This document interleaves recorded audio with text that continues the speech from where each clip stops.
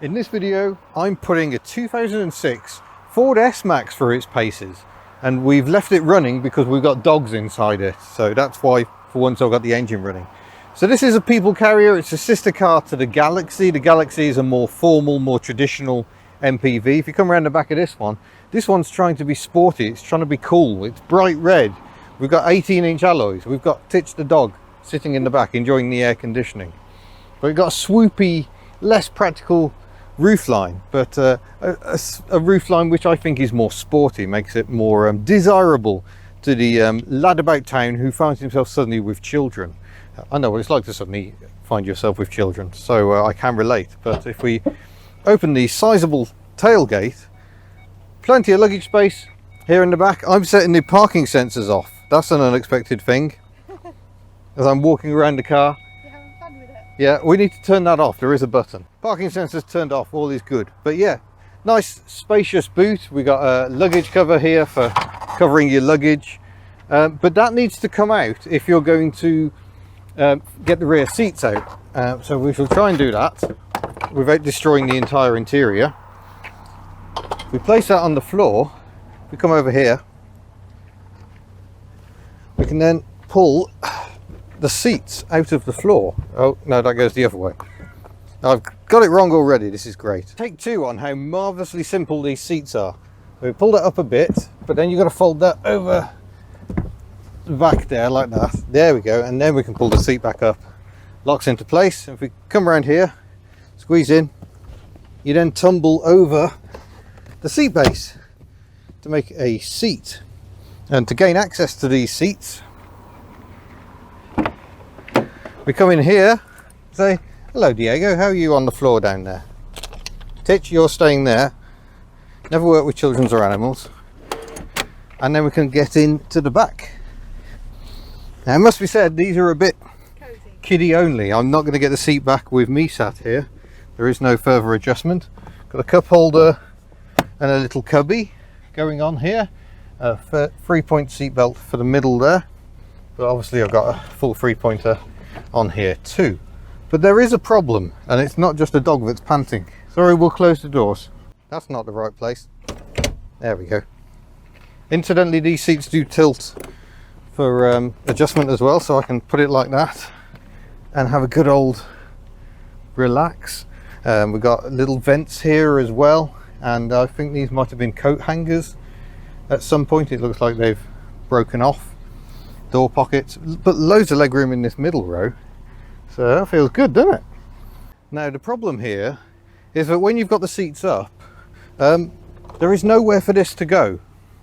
It doesn't fit behind the seats, it doesn't fit in front of the seats. It will fit in front of the 3 seats in the front, but then you're robbing leg room. So that is something that didn't quite think through.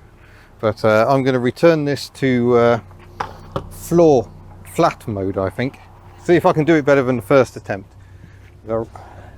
Ping that, flip it over. There we go. I need to adjust that seat. See, this is real life, people. That's 2 reclined. There we go. It's got Isofix seats as well. There's a little tag under here. That goes down like so. And that goes flump like that. We are back in luggage mode. And then it's a simple case of threading this in. My camera lady has gone to sleep, I think. You're still with us? Oh, it's been a long day. We've driven all the way from Wales. And that can't be it, surely. There we go, let's click. And now we can shut this. Yeah, enormous tailgate. Right, before we look at the front interior, we're going to have a look at the engine, which is sounding a bit warm at the moment. No, and it is a genuine Ford. I will just point out. Please show the badge detail. Yep. Built in Belgium at the Genk factory, so the bonnet pull is on the passenger side. And here is the big surprise. This engine is badged as a Duratec engine, a Ford Duratec. It's a 5-cylinder Volvo engine. It's nothing to do with Ford at all. But Ford did own Volvo at this stage, and they stole the engine to put in the Ford Focus ST, the proper hooligan mobile, in Larry colours, and in this, unexpectedly, 2.5 litre 5-cylinder turbocharged engine, 217 brake horsepower. So does that make this the cool MPV for the sporty dad? Let's find out. Right, fire the engine up because we need the aircon again. Sorry. And I'll just turn the fan down slightly while we see what the engine sounds like. Yeah, it's got just a hint of that 5-cylinder warble. Doesn't do it quite as well as an Audi, or even some of the sporty Volvos have a proper grrr. But I do find the lesser Volvos with a 5-cylinder engine, it is a bit plain and ordinary. But still, nonetheless, it's a little intriguing.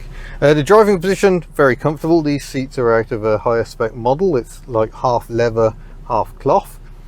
Sorry, Titch, I'll put the fan on more. She's sounding hot in the back there. But one detail I really like is the handbrake. Look at this bad boy. I've never seen a handbrake like that. The Renault Megane has a similar style, but you don't get the lever disappearing into the floor in quite the same way. It's a 6-speed gearbox. It's a very light, easy gearbox to use. Very, very Ford. There are buttons all over the place, aircon vents everywhere, and some very impressive wipers, I think. So this is the button to wash. Oh, look at that, mighty clap handers. So we get no triangle of doom, or do we? Because we've got a dribble going on. Oh, and you see the wipers are actually set better for left-hand drive than right-hand drive. It did its own little dribble wipe there, but it's still dribbling, so I'll have to give it another wipe. But yeah, the wiper comes higher on this side than this side, so the wipers are definitely set more for left-hand drive, but clears well enough. Should we do the rear one as well? How do we wash that one?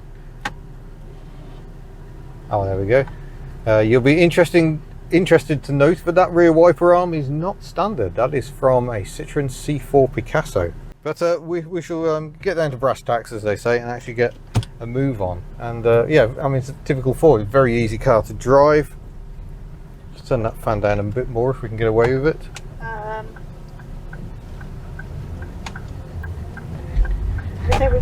And then you put your foot down and the dogs go flying.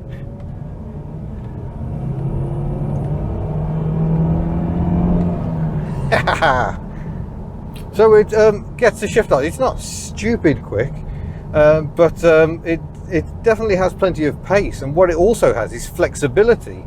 I'm doing 50 miles an hour in 6th gear at the moment, 1500 revs, and yet you can put your foot down and it gathers pace well enough. So you've got a 6-speed gearbox, but you don't have to go hunting through the gears to keep finding access to torque and things like that.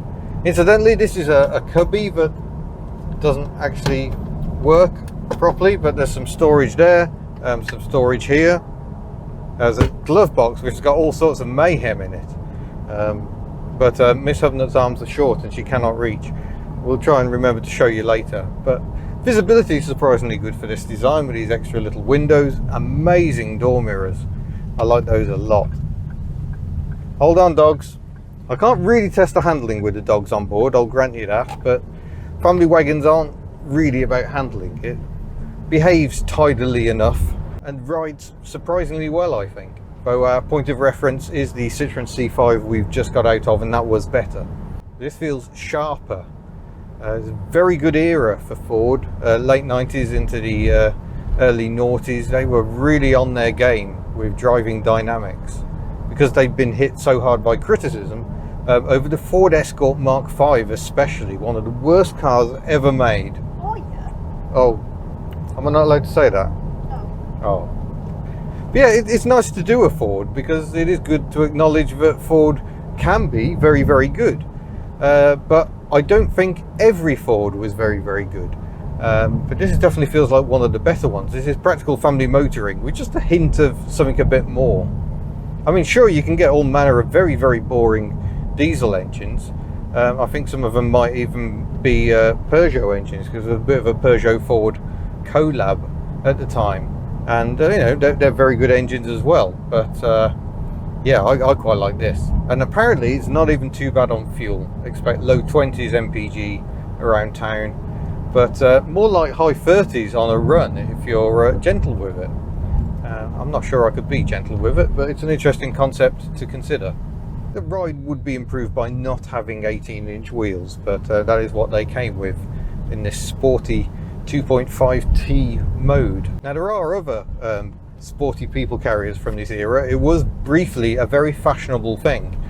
Not Ford, the other one, Vauxhall, and of course Opel did the Zafira and I think the Mariva, the little one, in VXR sporty trim, but they tended to be very, very sporty and have rock hard suspension. This is much kinder. Yeah, this is very, very pleasant and very relaxing with this very tall gearing. There's a fair bit of road noise, but I wonder if that's because there isn't really any other noise at all. There's very little engine noise, very little wind noise. So it's, yeah, very nice. I think you'd actually be able to hear the stereo in this. Oh, indeed. This engine is astonishingly tractable when you're stuck behind a cyclist like this. It just picks up so well from so low down the rev range. It's certainly not a peaky turbo engine. It is disappointingly ordinary to listen to though. I was expecting a bit more when I was told I would have a 5-cylinder people carrier to play around with. Expecting a little more on the Larry side, I guess, and it's just a really, really good, very smooth, very user-friendly package. So there we go. That's been very interesting to drive. It's not the outlandish Larry sports wagon I thought it was going to be. It's actually seriously practical and seriously smooth. That was unexpected. No turbo lag, it just picks up and gently accelerates itself down the road. So hopefully you've enjoyed that. I'm sure we'll be back to something dreadful and thoroughly ordinary in a future video, and I look forward to seeing you then. Farewell.